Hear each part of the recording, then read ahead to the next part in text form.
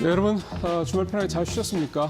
주말에 비도 오고 날도 뭐 좋고 근데 어쨌든 봄 같은 생각이 좀 들더군요. 따뜻하기도 하고요. 바람도 많이 불고 편안한 주말 보내시길 바라겠습니다. 자, 또 새로운 한 주 시작됐죠?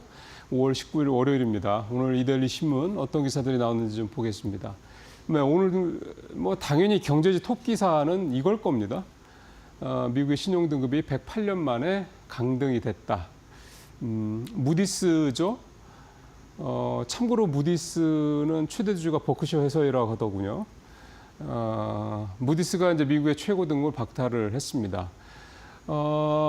앞에서 뭐 얘기를 잘 하셨겠으면 히스토리컬하게 보면 2011년도에 이제 피치가 그 다음에 2023년도 대략 한 1년 반 전이죠.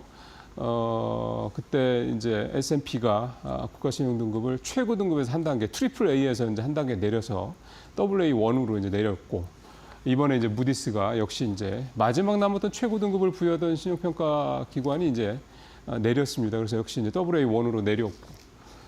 중요한 거는 2011년도도 그렇고, 2023년도도 그렇고, 이번에도 그렇고, 신용평가사들이 미국의, 그러니까 기축통화국인 미국의 이 신용등급을 최고 등급에서 강등한 그 이유가 같다라는 겁니다. 결국 미국의 이 적자 문제, 재정 적자 문제를 얘기를 좀 하는 거죠. 2023년도에 특히 더 그랬고, 이번에도 마찬가지죠. 무디스도.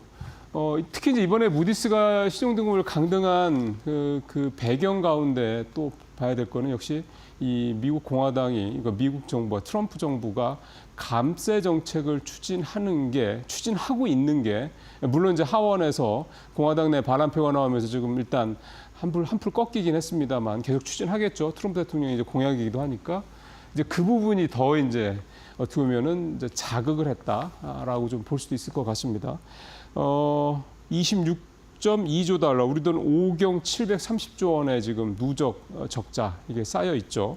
여기다 연간 2조 달러의 재정 적자가 나오고 있는데 현재 GDP의 6%. 근데 이게 한 몇 년 뒤에, 2, 3년 뒤에는 GDP의 9%까지 더 한 퍼센트 포인트나 더 늘어날 것이다라는 그런 전망이 나오고 있는 상황에서 이쯤 되면 이제 의회가 나서서 행정부가 돈을 좀 과소비를 하는 거죠. 막 다 쓰니까 야, 너네 이렇게 쓰면 안 돼라고 브레이크를 걸어줘야 되는데 그 의회마저도 지금 감세안을 추진을 하고 있으니까 신용평가기관 입장을 봤을 때는 이대로라서는 안 되겠다라는 뭔가 강력한 시그널, 경고음을 내야 된다라고 판단했다 이렇게 봐야 될 것 같습니다. 여기 지금 부제도 나옵니다만 트럼프 감세 정책이 통과가 되면 3.3조 달러의 부채가 추가가 된다. 이렇게 얘기를 좀 하고 있는 거죠. 이렇게 되면 사실은 아무리 미국이 기축통화국이라고 해도 이제 감당할 수 없을 정도의 이제 적자 상태가 된다라는 것이 이제 무디스의 판단이었다라고 좀 볼 수가 있는 건데요.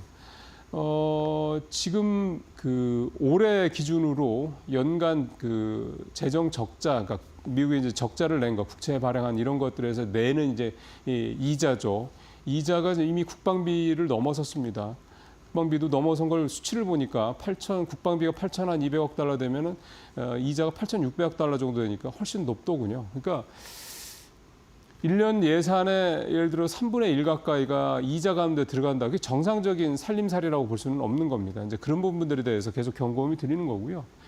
이제 그런 부분이 이제 어느 쪽으로 이제 뭔가 파열음을 내느냐. 역시 이제 가장 중요한 게 채권 시장이죠. 일단 미국의 30년물 국채 금리가 5% 넘나들고 있습니다.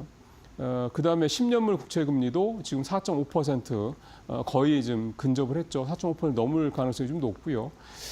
작년인가요? 4.7% 육박을 했을 때 이제 시장이 붕괴된다 이런 우려가 막 나왔었는데 그때도 뭐 연준이 개입을 하긴 했습니다만 이번에도 4.5% 넘어가기 시작하면 분명히 지금 시장은 미중 관세 합의 이것 때문에 좀 비교적 평온한 모습을 보이고 있지만 분명히 시장에 생채기 정도면 다행일 거고 생채기가 아니라 잘못하면 봉합 수술을 해야 될 정도 수준의 큰 어떤 변고가 있을 수도 있다. 이런 우려들이 계속해서 나오고 있습니다.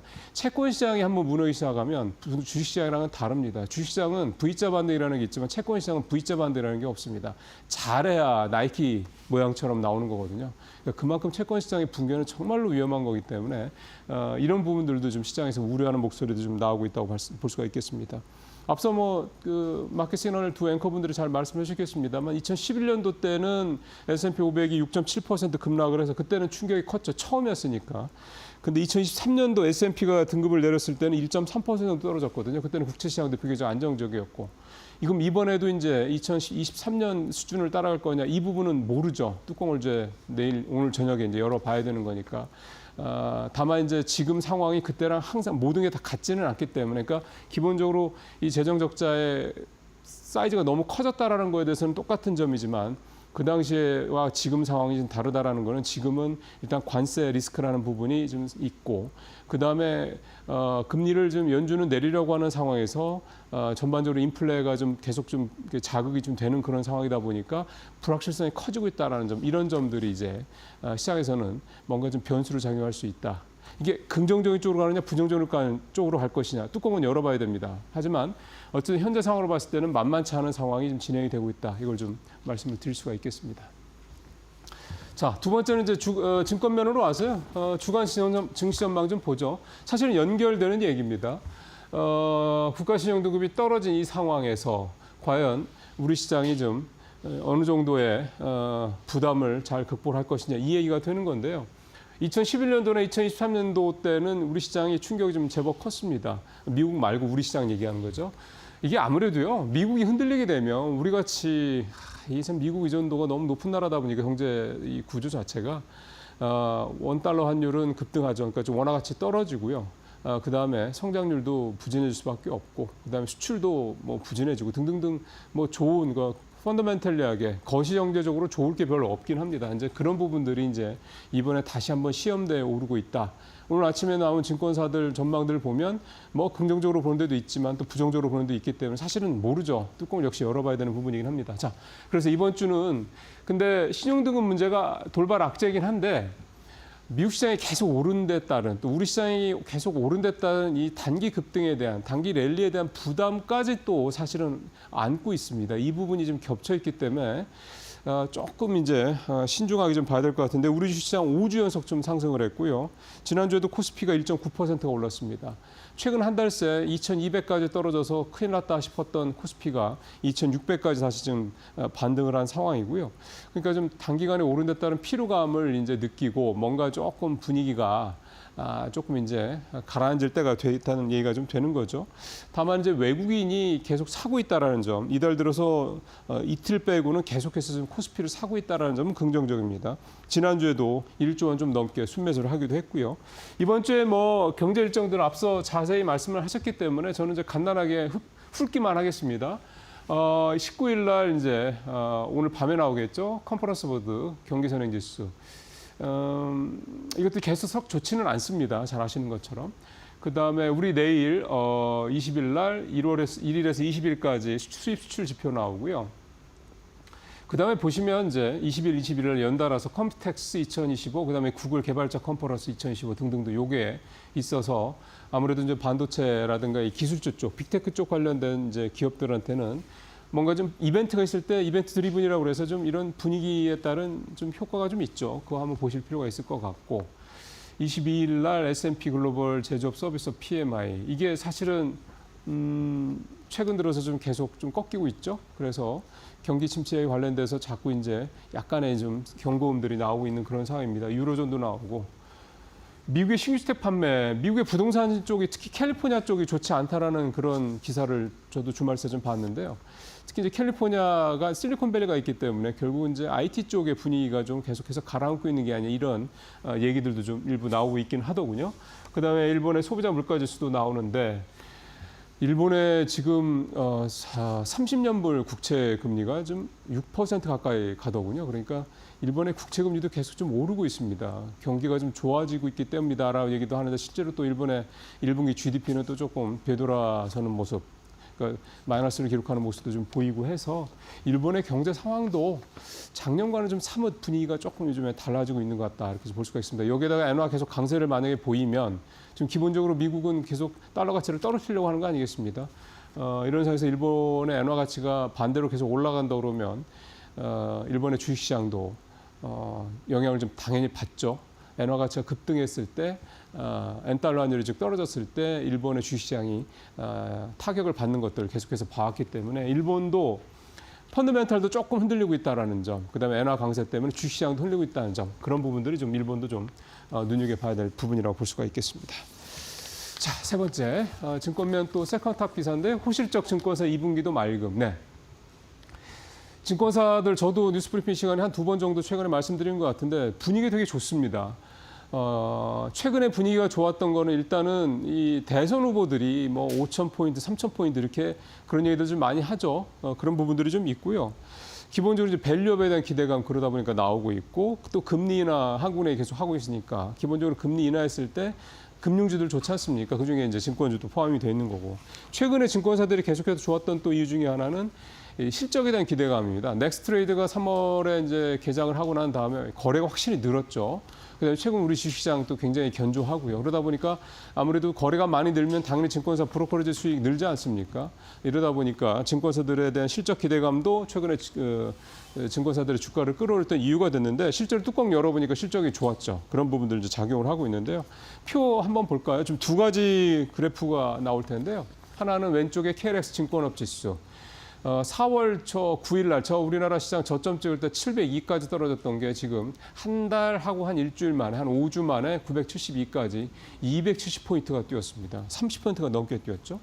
32% 가까이 올랐더군요. 그만큼 증권 지수가 많이 올랐다는 얘기고 그다음에 5대 증권사 한투, 미래, 삼성, NH, 키움까지 5대 증권사 합산 순이익이 1조 4천억 가까이 돼서 작년 대비해서 11% 가까이 증가를 했습니다. 미래셋 같은 경우는 53%가 전년 대비 늘었더군요. 전체적으로 해외 주식도 굉장히 괜찮고 그러니까 미국 시장이 떨어져도 미국 투자를 많이 했으니까요. 레버리지 같은 거 특히 많이 했고 채권 트레이딩 수익도 괜찮았고 IB 쪽 수익도 동반돼서 괜찮았고 또 올해 IPO 같은 경우 하는 회사들 또 IPO 분위기도 올해는 또 괜찮지 않습니까? 이런 것들이 전반적으로 작용을 했고요.